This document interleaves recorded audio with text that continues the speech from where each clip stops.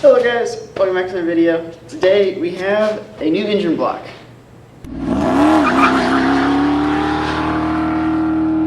Which means a new engine build, obviously. My last couple tries of building an engine haven't really been very successful, so you might be asking yourself, am I even qualified to do this? Well, probably not.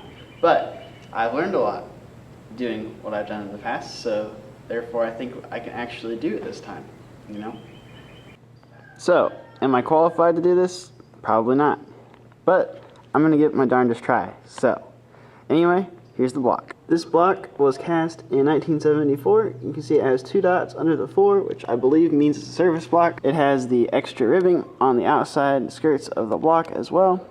It also has a 428 in between the center water jacket freeze plug there. It is a standard bore 428 at 4.13 inches on the cylinders, and it has never been built. This is what I believe to be an original, brand new engine block straight from Ford that has never been put in anything.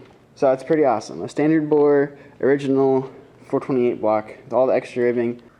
It's got all the extra main saddle ribbing here. And some guy at Ford said it was okay, so that's okay, that's good. Water jackets are not rusty at all, and overall, it's a very clean, very nice block. It seems to have brand new cam bearings in it, just a little bit of grease on them, but I think they'll clean right up. So, what about the rotating assembly? Here we have, would that stupid rooster be quiet? I swear. We have the original 390 crankshaft that was in the blown up 390. It has one little scuff mark, a little chunk on one of the rod journals, and then the weight here is, pretty boogered up. But I don't see why it can't be turned down 10 thousandths or whatever it needs to clean up, and I don't see why I could not use this crankshaft. Now, before you get all excited, I know a 390 crank and a 428 block is a 406.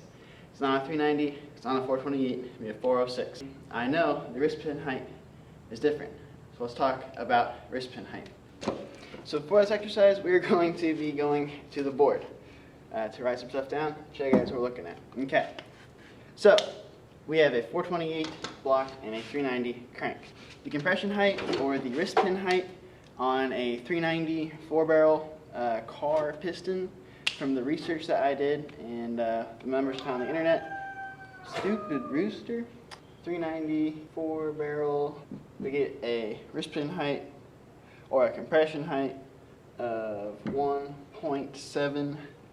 At least that's what I read online. It could be incorrect. If not, correct me in the comments. But a 428, because it has a longer stroke, same size rods as a 390, but a longer stroke, has a shorter height of 1.667. So that's about 100 thousandths, a little over 100 thousandths difference there. And that is because the stroke is longer on a 428, and if you ran those pistons on a 428 crank, the piston would go up out of the block and knock your cylinder head right off. So this would be for a 428. So we have a 390 crank and a 428 block. Therefore, we actually need that compression height, 390 compression height, with the 4.13 bore of a 428. Now, 390 bore is 4.05 is the standard bore. So if you could somehow find 80 thousandths over 390 pistons, then those would be the pistons you would need for a 406. Hopefully that made sense. Anyway, with this combination, you need to have a special set of pistons made or find some factory 406 pistons, which are probably super hard to find. Thankfully, Diamond makes the correct pistons, the correct compression height, and the correct bore for a 406, and they're forged. So hopefully that will be the pistons I will go with for the 406 build. So we have a crank, we have a block, we have pistons figured out that we need to get probably. What about connecting rods? Well, as I said earlier, a 390 rod would be the correct length. A 428 and a 390 shared the same rod length. Don't remember what the size is off the top of my head, but they shared the same rod length. So theoretically, these rods would work just fine. However, to avoid this happening to the rods, and because I want to build a really awesome short block for this engine, I think I'm going to go with a set of Molnar rods. They're highly recommended by Likens Motorsport, and they seem like a nice set of rods, and I don't want this to happen again. So I feel like a nice set of Molnar rods would be the move, especially with the diamond pistons and everything else. So that will be the short block. 390 crank, Molnar rods, diamond piston. Alright guys, once again we are going back to the board. So the next thing to go to would be the camshaft. Choosing a camshaft for a build like this, I really am looking for drivability because I would like this to be a daily driver. I spent a while on the Ford FE Engine Enthusiast Facebook group talking with some guys about picking a camshaft, and Black Lab Garage, he suggested that I use the C8 AEX, I don't know the rest of the code, but it was an over-the-counter flat tappet cam that Ford sold back in the day with an advertised 15 horsepower increase for your 428 Cobra Jet. So I like to use that cam. It'll be easy on a stock valve train and still be a good daily drivable cam, but provide good power as well. And also in the spirit of using Ford parts. Has 282, 296 advertised duration, and then it's got 500 thousandths lift. But I still like to run a flat tappet cam. I'm not super rich, so I'm not going to go roller. I would like to stick with a flat tappet camshaft, and I feel like this would be a great candidate for that. For example, the Edelbrock 2106 that I just put in the 352 is in the Torino right now has an advertised similar duration, 282, 292 advertised duration, and then 460 and then 480 lift on the exhaust there. So you can see that would be a pretty substantial increase there in cam over the cam that I have in the Torino, and overall it's a pretty healthy little cam. So at least as of this point in time, I think I would like to go with this cam, get with a cam grinding company that can grind me a cam to this spec, or if I find one on Marketplace miraculously. So anyway, that is the camshaft as of right now. So moving up the board, obviously the next thing to think about is the cylinder head. Now I've accumulated several cylinder heads for an FE. These are the C4 AEG heads off of the 352. These have the large intake port, and I CC'd the combustion chambers right at 72 cc's. So that would be one head that I have. I just picked up these last night from a guy on his Marketplace. Huge thanks to him. He had some pretty cool cars and a pretty cool dude in general. These are COAE C heads. They're pretty generic as far as the FE heads go. This would be your run-of-the-mill FE head back in 1960.